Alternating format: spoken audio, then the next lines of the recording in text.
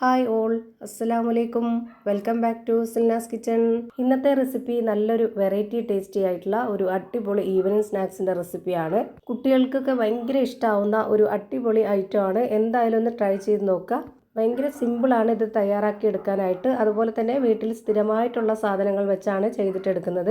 KG കുട്ടികൾക്കൊക്കെ snacks ബോക്സിൽ കൊടുത്തു വിടാനും അതുപോലെ തന്നെ സ്കൂൾ വിട്ടു വരുന്ന കുട്ടികൾക്കാണെങ്കിലും പെട്ടെന്ന് തയ്യാറാക്കി കൊടുക്കാൻ പറ്റുന്ന നല്ല ടേസ്റ്റി ആയിട്ടുള്ള ഒരു അടിപൊളി ഈവനിങ് സ്നാക്സ് ആണ്.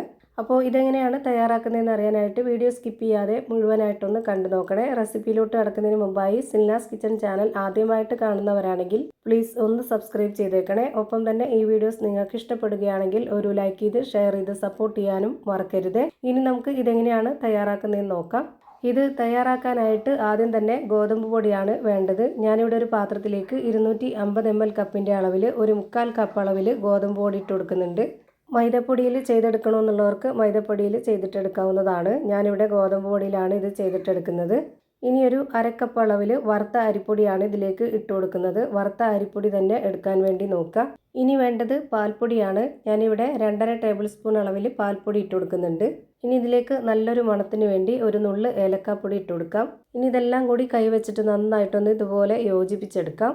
ആദ്യം ഈ ഒരു മൈദപ്പൊടിയും അതുപോലെ പാൽപ്പൊടിയും അരിപ്പൊടിയും ഏലക്കാപ്പൊടിയും എല്ലാം കൂടെ ചേർത്ത് കൈവച്ചിട്ട് ഇതുപോലെ ഒന്ന് നന്നായിട്ട് യോജിപ്പിച്ചെടുത്തതിന് ശേഷം മാത്രം ഇതിലേക്ക് നമ്മൾ മധുരത്തിന് വേണ്ടിയിട്ട് ഉരുക്കിയെടുത്തിട്ടുള്ള ശർക്കര ഒഴിച്ചു കൊടുക്കുന്നുണ്ട്. 250 ml കപ്പിൻ്റെ അളവിൽ 1 കപ്പ് ശർക്കര ഉരുക്കിയതുണ്ട്. അത് ആ ഒരു ചൂടോടുകൂടി തന്നെ ഒഴിച്ചു കൊടുക്കണം.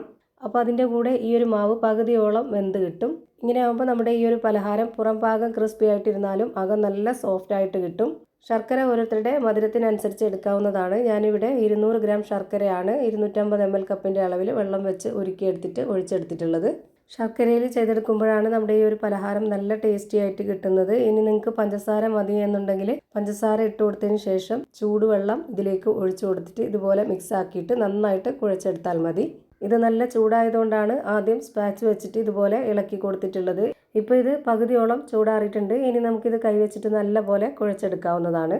ഈ മാവിൻ്റെ പരുവം എന്ന് പറയുന്നത് ലൂസായിട്ടിരിക്കരുത്. ഇത് കാണുമ്പോൾ നിങ്ങൾക്ക് മനസ്സിലാവുന്നുണ്ടാവും ഇതിൻ്റെ കറക്റ്റ് ആയിട്ടുള്ള പരുവം. കുറച്ചൊന്ന് ടൈറ്റ് ആയിട്ടാണ് ഇരിക്കുന്നത്. ഇങ്ങനെ ആകുമ്പോഴേ നമുക്ക് ഇഷ്ടമുള്ള ഏതെങ്കിലും ഒരു ഷേപ്പിൽ റെഡിയാക്കി എടുക്കാൻ പറ്റുള്ളൂ. ഇനി നമ്മുടെ കയ്യിൽ കുറച്ച് ഓയിലൊന്ന് സ്പ്രെഡ് ആക്കിയതിന് ശേഷം നമുക്ക് ഇതുപോലെ ഇതിൽ നിന്ന് ഒരു കുറച്ച് മാവ് എടുത്തിട്ട് ഒന്ന് ചെറുതായിട്ട് ബോൾസ് ടൈപ്പിലാണ് ഞാനിവിടെ ആക്കിയെടുക്കുന്നത്. ഇതേപോലെ ചെറിയ ചെറിയ ബോൾ ഷേപ്പിലാണ് ഞാനിവിടെ ആക്കിയെടുക്കുന്നത്. എന്നാലാണ് നല്ല അകമൊക്കെ പെട്ടെന്ന് വേവുകയും ചെയ്യും. അതുപോലെ കാണാനും നല്ല ഭംഗിയുണ്ടാവും. അതുപോലെ ഇത് കഴിക്കാനാണെങ്കിൽ ഒരു പ്രത്യേക ടേസ്റ്റാണ്. ഇതേപോലെ തന്നെ ഞാൻ എല്ലാ മാവിലും ചെയ്ത് ഒരു പാത്രത്തിലേക്ക് മാറ്റിയിട്ടുണ്ട്. ഇനി ഇതെല്ലാം ഒന്ന് ഫ്രൈ ചെയ്തെടുക്കാം. അതിനായിട്ട് ഞാനിവിടെ സ്റ്റവിലേക്ക് ഒരു കടായി വെച്ച് കൊടുത്തു. എണ്ണ ഒഴിച്ചു കൊടുത്തിട്ടുണ്ട്. എണ്ണ നന്നായിട്ടൊന്ന് ചൂടായിട്ട് വരുമ്പോൾ ഓരോന്നോരോന്നായി ഇതിലേക്ക് ഇട്ട് കൊടുക്കുന്നുണ്ട്. ഒരു മീഡിയം ഫ്ലെയിമിൽ ഇട്ട് കൊടുത്തിട്ട് വേണം നമ്മൾ ഇതിലേക്ക് ഓരോന്നോരോന്നായി ഇട്ട് കൊടുക്കാനായിട്ട്. ഇത് എത്ര എണ്ണമാണോ ഫ്രൈ ചെയ്തെടുക്കുന്നത് അത് മുഴുവനായിട്ടും ഫ്രൈ ചെയ്ത് കഴിയും വരെ ഈ ഒരു ഫ്ലെയിമിൽ തന്നെ വെച്ചിരിക്കുക. കൂട്ടുകയോ കുറയ്ക്കുകയോ ചെയ്യരുത്. അപ്പോൾ ഇതിൻ്റെ പരുവം തെറ്റും. അതുപോലെ ഇത് ഒരുപാട് സമയമൊന്നും ആവുന്നില്ല വെന്ത് കിട്ടാനായിട്ട്. പെട്ടെന്ന് തന്നെ വെന്ത് കിട്ടും. അപ്പോൾ അതുകൊണ്ട് നമ്മൾ ഇതുപോലെ ഇടയ്ക്കിടയ്ക്കൊന്ന് ഇളക്കി തിരിച്ചു മറിച്ച് ഇട്ട് കൊടുത്തിട്ട് നല്ല പോലെ ഒന്ന് ഫ്രൈ ചെയ്തെടുക്കാം. ഇതൊരു ബിസ്ക്കറ്റിൻ്റെയൊക്കെ ആ ഒരു പരുവത്തിലാണ് നമുക്ക് കിട്ടുന്നത്. പെട്ടെന്ന് പൊടിഞ്ഞു പോവും. നല്ല ടേസ്റ്റാണ്. ഇപ്പോൾ ഇതാ തിരിച്ചു മറിച്ചൊക്കെ ഇട്ട് കൊടുത്തിട്ട് നന്നായിട്ട് ഫ്രൈ ആക്കി എടുത്തിട്ടുണ്ട്. ഇനി നമുക്കിത് എണ്ണയിൽ നിന്ന് കോരി മാറ്റാം. ഒട്ടും എണ്ണ കുടിക്കുകയില്ല ഈ ഒരു പലഹാരം.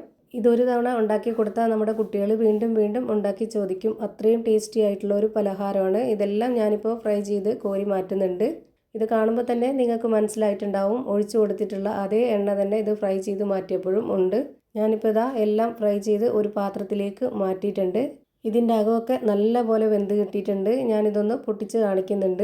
അപ്പോൾ ഇത്രയേ ഉള്ളൂ ഇന്നത്തെ വീഡിയോ ഇഷ്ടമായാൽ ലൈക്ക് ചെയ്യാനും കമൻറ്റ് ചെയ്യാനും ഷെയർ ചെയ്യാനും മറക്കരുത്. അതുപോലെ തന്നെ ഞാനിടുന്ന പുതിയ വീഡിയോസ് നോട്ടിഫിക്കേഷനായിട്ട് കിട്ടുന്നതിന് വേണ്ടി സബ്സ്ക്രൈബ് ചെയ്ത് ബെല്ലൈക്കൺ അമർത്തി അതിൽ ഓൾ എന്ന ഓപ്ഷൻ എനേബിൾ ചെയ്ത് കൊടുക്കാനും മറക്കരുത്. പുതിയൊരു വീഡിയോയുമായി വീണ്ടും വരും. Thank you for watching.